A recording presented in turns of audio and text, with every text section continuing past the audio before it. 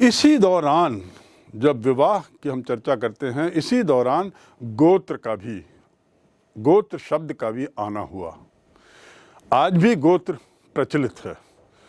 ये गोत्र जो है ये करीब 1000 ईस्वी पूर्व से ये हमारे समाज में आया। गोत्र की भावना, गोत्र क्या है? किसी एक ऋषि के नाम से, जहाँ से उसका लीनिएज, जहाँ से उसके पूर्वज चलते हैं, उसके नाम से गोत्र रखे जाते थे।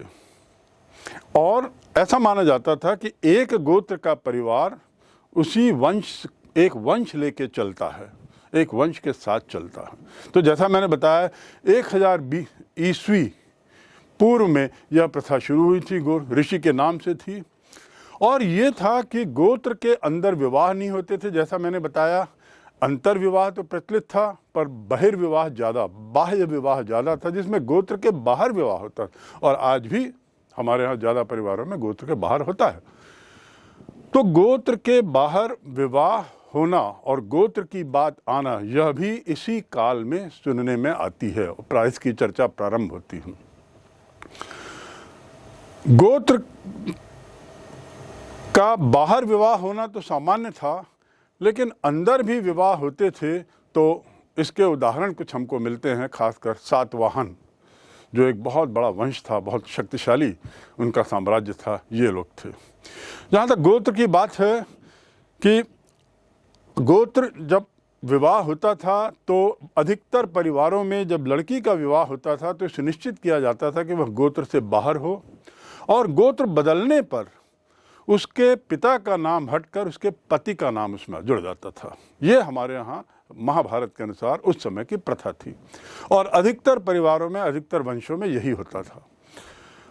पूरे देश में उसी ढंग की व्यवस्था थी। लेकिन सातवाहन का उदाहरण जो मैंने दिया, ये सातवाहन का थोड़ा एक अपवाद है। इसमें देखा गया है कि सातवाहन शासकों ने अपनी पुत्री को दिया तो पुत्री अपने पिता का ही गोत्र जारी रखती है, पति का नहीं। सातवाहन शासक अपने को ब्राह्मण कहते हैं, और इसलिए ये और सोचने की बात है कि वे लोग अपने पिता का, वहाँ की लड़कियाँ, वहाँ की वधू अपने पिता का नाम ही जारी रख रही थी। रानियों ने भी वहाँ की उनके साथ अपने पति का नाम न जोड़ करके अपने पिता का नाम ही जारी रखा। और तो और इन लोगों ने सातवाहन वंश के साथ एक और खासियत ये है कि ये लोग जहाँ वर्ण व्यवस्था में सबसे निचले वर्ण के साथ व्यवहार नहीं रखते थे, सातवाहन लोगों का उदाहरण है कि इन्होंने म्लेच्छ लोगों से, यानी सबसे निम्न वर्ग के लोगों से विवाह किया, उनके परिवार में अपनी बेटियां दी। शक जो उत्तर पूर्व से भारत आए विदेशी थे, और भारतीय संस्कृति में इनको निम्न माना गया। लेकिन हमारे पास उदाहरण हैं जहां इन्होंने अपने पुत्र पुत्रियों का विवाह और वैवाहिक संबंध उनके साथ रखा। तो सातवाहन सभ्यता एक अलग थी, सातवाहन शासन के कुछ अलग नियम थे। शायद वो ब्राह्मण थे, इसलिए भी हो सकता है। तो ये तो हुई अब गोत्र की बातें, और ये प्रथा पूरे देश में ऐसी प्रचलित नहीं थी। जैसा मैंने पूर्व में कहा कि ये केवल सातवाहनों में पाया जाता है, जहाँ वे लोग पिता का गोत्र जारी रखते हैं, पति का नहीं। गोत्र, विवाह आदि ये सामाजिक परंपराओं को जानने के बाद अब हम जाने कुछ विषमताएं। उस समय की क्या क्या सामाजिक दौर में, सामाजिक दायरे में उस समय ऐसी क्या क्या भिन्नताएं थी। कुछ अलग अलग चीज़ें भी पाई जा रही हैं। जैसे मैंने अभी उदाहरण दिया आपको, एक विषमता मैंने सातवाहन की बताई कि वे लोग अपने गोत्र का नाम जारी रखते थे, अपने पिताजी का गोत्र। लड़कियां विवाह होने के बाद दूसरे घर में जाती थीं, लेकिन पिता का गोत्र जारी रहता था। दूसरी विषमता भी वहीं से आती है, और वो है कि वे लोग ब्राह्मण होते हुए राजा थे। सामान्यतः भारत में देखा गया कि क्षत्रिय लोग राज परिवार के होते थे, शासन चलाते थे, सिंहासन पर बैठते थे। पर सातवाहनों के यहाँ कुछ कहानी दूसरी है। वर्ण व्यवस्था क्या है? वर्ण व्यवस्था जाति व्यवस्था में कैसे बदली, और वर्ण व्यवस्था और जाति व्यवस्था में क्या अंतर है, वर्ण जाति दोनों में क्या अंतर है। जब प्रारंभ में वर्ण व्यवस्था आई तो यह कुशलता, किसी के कौशल के आधार पे समाज को बांटा गया। किस तरह से बांटा गया?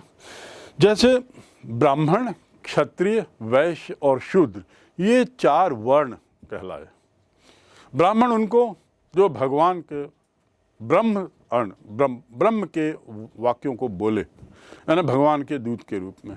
क्षत्रिय यानी युद्ध कौशल जिसका हो, पारंगत हो, युद्ध में साहसी हो और जो साहस के लिए जाना जाता हो। तीसरा वर्ग था वैश्य, जो व्यापार करते थे, साहूकारी करते थे, पैसे के बिजनेस में लगे हुए थे। और चौथा वर्ग था शूद्र, यानी जो मेनियल काम करते थे, हाथ से होने वाले काम, चाहे वो बर्तन मांजना, झाड़ू लगाना, कपड़े धोना, बर्तन धोना, चमड़े का काम करना आदि आदि, ये मेनियल काम करने वाले शूद्र श्रेणी में थे। समझने की बात यह है कि व्यक्ति अपने वर्ण को बदल सकता था। मैं यदि ब्राह्मण था, लेकिन मुझे यदि साहस मेरे में था और मैं एक बहादुर था और मुझे तलवार और युद्ध में शौक था, तो मैं अपना वर्ण बदल कर क्षत्रिय हो सकता था। उसी प्रकार शूद्र भी अपना वर्ण बदल के वैश्य या क्षत्रिय या ब्राह्मण जो भी होना हो। दूसरे शब्दों में उस समय 4 वर्णों में व्यक्ति एक दूसरे वर्ण में जा सकते थे। है ना एक समझने की बात? क्योंकि वर्ण का संबंध किससे था? उसकी कुशलता से, उसके कौशल से, उसके स्किल से, किस में उसकी रुचि से। दूसरे शब्दों में पुनः मैं बोलूँगा, इसका अर्थ ये हुआ कि एक ही परिवार में आपको 4 वर्ण के लोग मिल सकते थे। ठीक, क्योंकि वर्ण जन्म आधारित नहीं था, ये बात स्पष्ट कर लें। वर्ण व्यवसाय आधारित, व्यवसाय भी नहीं, कार्य आधारित था, कौशल आधारित था। ये प्रथा, इसी तरह हमारे यहाँ ये प्रथा शुरू हुई वर्ण की, जो कौशल पर आधारित थी। और एक तरीके से अर्थशास्त्र के विद्यार्थी होने के नाते आप समझ सकते हैं कि एक तरीके से डिवीजन ऑफ लेबर था, जिसे हम अंग्रेजी में कहते हैं डिवीजन ऑफ लेबर। कार्यों को बांटा गया, और यदि मुझे यह कार्य पसंद नहीं है तो मैं दूसरे कार्य पे जा सकता हूँ।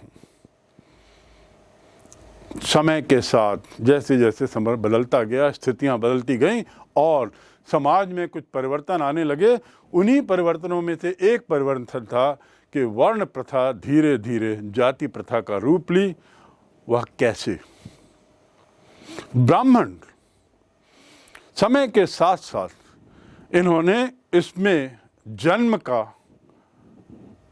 उल्लेख करना शुरू कर दिया, और धीरे धीरे समय के साथ कई 100 वर्षों में लेकर एक तरीके से यह बताना शुरू किया कि वर्ण प्रथा यानी जन्म के आधार पर बटी हुई प्रथा है। जब ऐसा हुआ तो स्वाभाविक है ब्राह्मण ब्राह्मण हो गया, क्षत्रिय क्षत्रिय हो गया, वैश्य वैश्य हो गया और शूद्र शूद्र रहा। इसका अर्थ ये हुआ जन्म आधारित वर्ण प्रथा, तो ये क्या कहलाई? जाति प्रथा कहलाई। वर्ण आधारित जन्म प्रथा को जाति प्रथा में बदल दिया इन ब्राह्मणों ने। और उसके पीछे कुछ कारण थे, काफ़ी विस्तार से इस पे जाने की जरूरत नहीं है, पर इतना समझें कि समय के साथ साथ बदलती हुई परिस्थितियों में ब्राह्मणों ने ये सुनिश्चित किया कि सबका वर्ण बना रहे और वह जन्म के आधार पर हो, और जन्म के आधार पर होने के कारण उसे जाति नाम से बदल दिया। ये है कहानी आपके वर्ण प्रथा की जाति प्रथा में परिवर्तन की। तो अब योग्यता और क्षमता का स्थान नहीं रहा। यदि मैं ब्राह्मण हूँ और मुझे संस्कृत का एक श्लोक भी नहीं आता तो भी मैं ब्राह्मण ही कहलाऊंगा। यदि मैं क्षत्रिय हूँ और एक छिपकली देखकर भी डर जाता हूँ, पर चूंकि मैं क्षत्रिय जन्म में पैदा हुआ इसलिए मैं क्षत्रिय ही रहूँगा। ये प्रथा एक तरीके से लाद दी गई और ब्राह्मणों ने इसे समाज के द्वारा स्वीकार करने के लिए एक नई व्युत्पत्ति दी। उन्होंने कहा ये सब दैवीय विधान है। इस दैवीय विधान शब्द से उस समय का समाज जो ईश्वर में बहुत विश्वास करता था, उसने इस बात को मान लिया और दैवीय विधान मानते हुए अब जाति प्रथा जो है वह एक रिजिड हो गई, कड़ी हो गई और अपरिवर्तनशील हो गई। तो ये दैवीय विधान के होते हुए समाज में बहुत से परिवर्तन आए, अनेक विषमताएं जुड़ी और अनेक समस्याएं भी जुड़ी। एक किस्सा बताता हूँ। वो है हिरण्यधनु नाम का एक निषाद राज था। उसके बेटे का नाम था एकलव्य। आपने सुना होगा एकलव्य की कहानी। ये एकलव्य जो था निषाद राज हिरण्यधनु का बेटा था और उसे भी धनुर्विद्या का शौक चर्राया। तो एक दिन वो द्रोणाचार्य के पास पहुंचा, जो ब्राह्मण थे, और उनसे कहा, गुरुदेव, मैं आपसे धनुर्विद्या की शिक्षा लेना चाहता हूं, आप मुझे दें और मुझे इसमें कौशल पाने की इच्छा है। द्रोणाचार्य ने उससे उसकी जाति पूछी और जब उसने बताया कि मैं निषाद का बेटा हूँ, निम्न जाति का हूँ, द्रोणाचार्य ने उसके इस अनुरोध को अस्वीकार कर दिया और कहा कि मैं आपको अपना शिष्य नहीं बना सकता। एकलव्य प्रारंभ में निराश तो हुआ, लेकिन उसने एक रास्ता निकाला।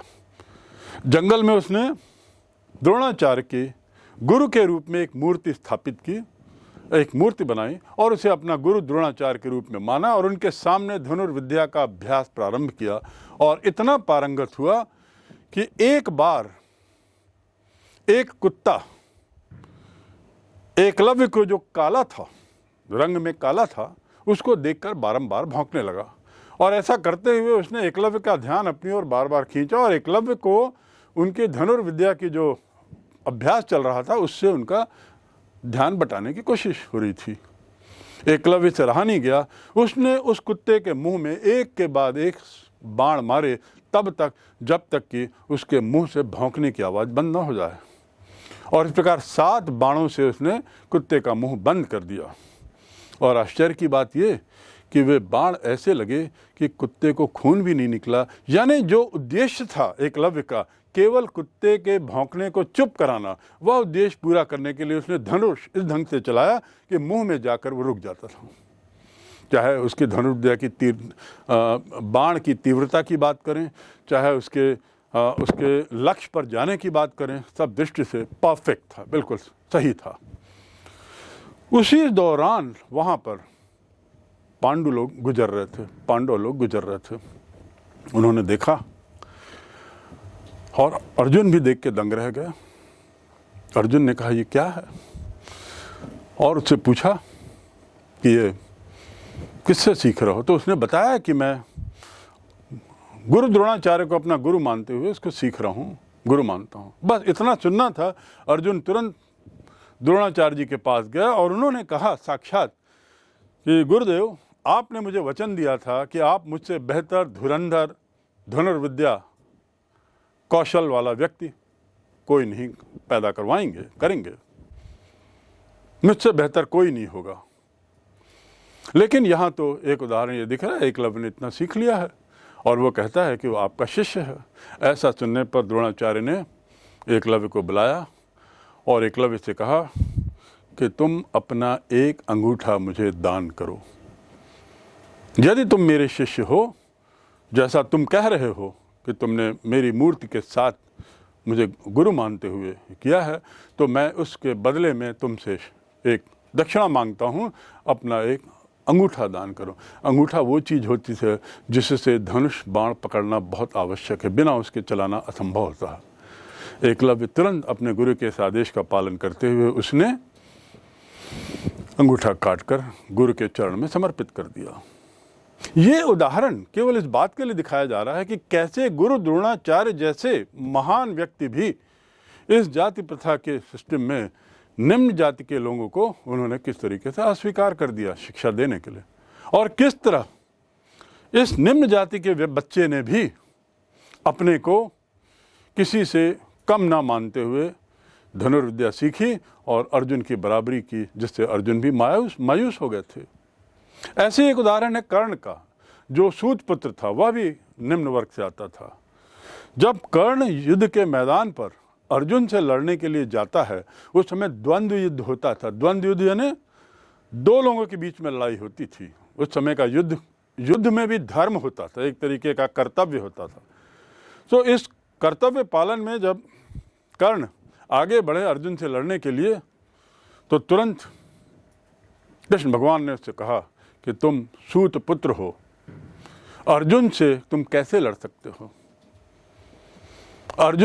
अर्जुन से लड़ने की तुम्हारी कुवत नहीं हो सकती, क्योंकि अर्जुन का जाति अलग है और तुम तो बहुत म्लेच्छ वर्ग के हो। तो ऐसी कथाएं भी हमें कई जगह मिलती हैं, जिसमें ये सिद्ध होता है कि कैसे समाज धीरे धीरे बदल रहा था। क्षत्रिय राजाओं की परंपरा तो थी, लेकिन बहुत से ऐसे राजा भी थे जो क्षत्रिय नहीं थे, निम्न वर्ग के भी थे और या शायद ब्राह्मण भी थे। एक बहुत प्रसिद्ध उदाहरण इसमें है, दुर्योधन ने कर्ण को, मैंने पूर्व में ही बताया कर्ण सूत पुत्र था, कर्ण को उसने अंग राज्य का राजा बनाया और ये दुर्योधन ने बनाया। यानी दुर्योधन भी आवश्यक नहीं था कि वह क्षत्रिय प्रथा पे विश्वास करे, और साथ ही कर्ण जैसा व्यक्ति अपने कौशल के बल पर अंग का राजा बना। इसके साथ ही शुंग वंश और कण्व वंश, जो उत्तर भारत में, उत्तर पश्चिम भारत में जिनका शासन था, ये लोग भी अपने को ब्राह्मण मानते हैं। तो एक और निम्न जाति का कर्ण, दूसरी ओर शुंग वर्ण और कण्व वंश के लोग भी ब्राह्मण होते हुए राजा बने। इन विषमताओं की बात करते हुए सातवाहन का जिक्र जरूर होता है। विषमताओं में यदि सबसे ज़्यादा विषमताएं किसी साम्राज्य, किसी वंश में थी तो सातवाहनों में थी। सातवाहनों को, जैसा मैंने बताया, मानते थे अपने को ब्राह्मण, और साथ ही इस बात पर जोर देते थे कि दूसरे वर्ण के साथ किसी तरह के वैवाहिक संबंध नहीं होंगे। लेकिन स्वयं जब उन पर अपनी बात आई तो शका सम्राट के परिवार में उन्होंने वैवाहिक संबंध बनाए। सातवाहन ब्राह्मण मानने के बाद भी उन्होंने शक लोगों के साथ संबंध बनाए और अपने को इस बात पर गर्व करते थे कि हम यदि ब्राह्मण होते हुए राजा बने हैं तो क्षत्रियों का दर्प हनन करने के लिए, इस बात पे उनका बड़ा गौरव था। साथ ही उन्होंने, जैसा मैंने बताया, कि शका लोगों से रुद्रदामन, जो एक शका राजा था बहुत प्रसिद्ध, उसके परिवार में अपने यहाँ विवाह किया। तो हमारे पास ऐसे विषमताओं के अनेक उदाहरण हैं। एक और सातवाहन जहाँ वर्ण व्यवस्था बनाए रखने के लिए चार वर्णों के अंतर विवाह के विरोधी थे, चार वर्णों के बीच में विवाह के, वहीं ये लोग खुद ही नई परिपाटी स्थापित कर शकाओं के साथ संबंध बना रहे थे। तो विषमताएं बहुत मिलेंगी। महाभारत में ऐसे ही सामाजिक मापदंड भी हैं, पर आवश्यक नहीं कि मापदंडों का पालन सभी लोग उसी कड़ाई से कर रहे होंगे जिस उद्देश्य से महाभारत में या उस समय की रचनाओं में लिखा गया। इस वैवाहिक संबंधों के साथ और सिंहासन की बात करते हुए ऐसे और कई उदाहरण हैं जहां राजा जो थे अक्षत्रिय थे, यानी क्षत्रिय नहीं थे। चंद्रगुप्त मौर्य शासन का संस्थापक राजा, कहने को तो भारत का पहला सम्राट, ऐसा माना जाता है कि वह स्वयं भी शायद निम्न जाति का था। कुछ हमारे पास ऐसे पुस्तकें हैं या ऐसे उस समय के अभिलेख हैं जिससे ऐसा लगता है कि शायद मौर्य उच्च वंश का था, लेकिन सच्चाई शायद कुछ और भी कहती है। मौर्य शाखा के, क्षत्रिय जाति के मौर्य शाखा से मौर्य जाति से वो आता था, और इस मौर्य जाति के कारण उसका नाम, उसका जो साम्राज्य कहलाया वह मौर्य शासन का साम्राज्य कहलाया। ब्राह्मणी ग्रंथों में उसे निम्न श्रेणी का माना गया, लेकिन जो बौद्धिक ग्रंथ हैं, जैसे दो बौद्धिक ग्रंथ बहुत प्रसिद्ध हैं, उसमें हम नाम लेंगे महावंश और दीपवंश का। ये बौद्धिक धर्मों में उसे उच्च, बौद्धिक पुस्तकों में उसे उच्च धर्म का, उच्च जाति का बताया गया है। ब्राह्मणी में निम्न जाति का बताया गया है। इसके साथ ही हमने चर्चा की रुद्रदामन की, जो अभिलेख, उसमें रुद्रदामन स्वयं तो शका था, शका सम्राट था। उसने सुदर्शन झील, उसने जो एक अभिलेख लिखा है वो बहुत प्रसिद्ध है इतिहास की दृष्टि से और बड़ा स्पष्ट है, बड़ा विस्तृत भी है वह अभिलेख। इस अभिलेख में, रुद्रदामन के अभिलेख में उसने जिक्र किया है एक झील की मरम्मत का, जिसे कहते हैं सुदर्शन झील, उसकी मरम्मत उसने करवाई। अर्थात उसने यह साबित करने की कोशिश की कि म्लेच्छ भी, निम्न जाति के लोग भी तत्कालीन सांस्कृतिक परिपाटी से परिचित थे, तत्कालीन सांस्कृतिक परिपाटी में ढले हुए थे और उसका भरसक पालन करते थे यदि वे उसे न्यायोचित समझते थे। तो अक्षत्रिय राजाओं की परिपाटी में ये कई नाम हमारे सामने हैं और इस प्रकार ये सुनिश्चित है कि मापदंडों के साथ साथ मापदंडों की अवहेलना करते हुए भी हमारे पास अनेक उदाहरण हैं। चंद्रगुप्त मौर्य को जहाँ बुद्ध और जैन धर्म के ग्रंथों ने उच्च कुल का कहा है, क्षत्रिय कहा है, वहीं ब्राह्मणिक ग्रंथ जो हैं वे इसे निम्न कुल का मानते हैं, म्लेच्छ मानते हैं। तो इतिहासकारों का इस बात को लेकर भी एक मत्ता नहीं है उनके बीच में कि आखिर चंद्रगुप्त मौर्य का कुल क्या था। ऐसे कण्व, शुंग वंश, ये लोगों के बारे में भी इतिहासकारों का मानना है कि ये लोग ब्राह्मण थे। दूसरे शब्दों में कि हमें ऐसे उदाहरण अनेक मिलते हैं जो उस समय की ब्राह्मणी व्यवस्था के दायरे में न रह करके दूसरे तरीके से शासन चला रहे थे। सातवाहनों ने स्पष्ट कहा है कि वे ब्राह्मण थे। रुद्रदामन ब्राह्मण होने के बावजूद भी वह एक शासक था और उसने तो शका जो वंश था वहाँ अपने पुत्री का विवाह किया था। यानी ब्राह्मणी व्यवस्था से, जाति व्यवस्था से बाहर हटकर उनके यहाँ विवाह का भी प्रचलन था। तो आवश्यक नहीं कि क्षत्रिय राजा ही थे, आवश्यक नहीं कि ब्राह्मण लोग पूर्ण रूपेण उस व्यवस्था का पालन करते थे जो उस समय के मापदंड थे, उससे बाहर भी वे शायद जाते थे। ऐसा उदाहरण है।